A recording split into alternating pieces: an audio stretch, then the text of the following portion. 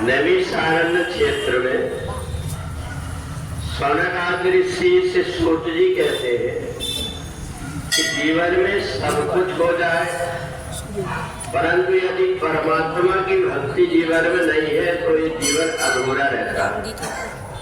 एक बार नारद जी घूमते घूमते विंध्याचल पर्वत पहुंचे। विंध्याचल बड़ा प्रसन्न हुआ, नारद जी की पूजन किया। उस समय पर नारद जी भगवान भोलेनाथ के स्वभाव की पढ़ाई करने लगे।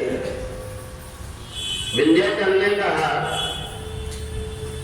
नारद जी आप भगवान शंकर के जिस स्वभाव के विषय में बता रहे हैं कि भगवान शंकर बड़े भोले भाले और इच्छित फल में शिव आराधे लहई कोट योग जब साधे, भगवान शिव की पूजन किए बिना जीवन अधूरा रहता है।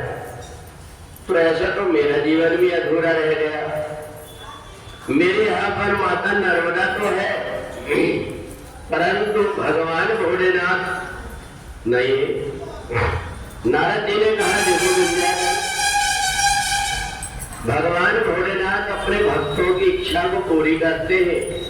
यदि तुम भगवान भोलेनाथ की श्रावण के महीने में पूजन करोगे तो तुम्हारी एक कमी भी दूर हो जाएगी।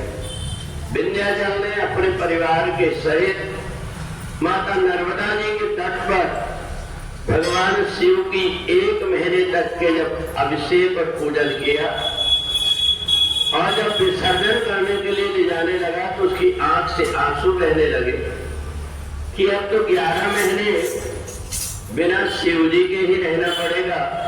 उसी समय भगवान शंकर प्रकट हो गए और विंध्याचल से कहते हैं, विंध्याचल मैं तुम्हारी पूजा से प्रसन्न हूँ, मांगो तुम क्या चाहते हो। विंध्याचल ने कहा, प्रभु और तो सब कुछ मेरे पास में है, परंतु आपकी कमी।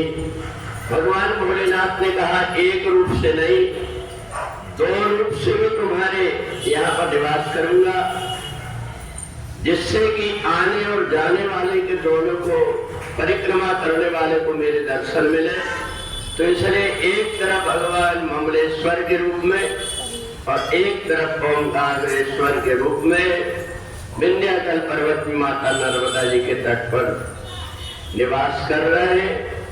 और वो भी ज्योतिर्लिंग में उनकी पूजन होती। जो कोई उनकी कथा सुनता है, भगवान के ओंकारेश्वर ममलेश्वर का ध्यान करता है, उसके सब प्रकार की बाधा दूर हो जाती है। बोले सच्चिदानंद भगवान।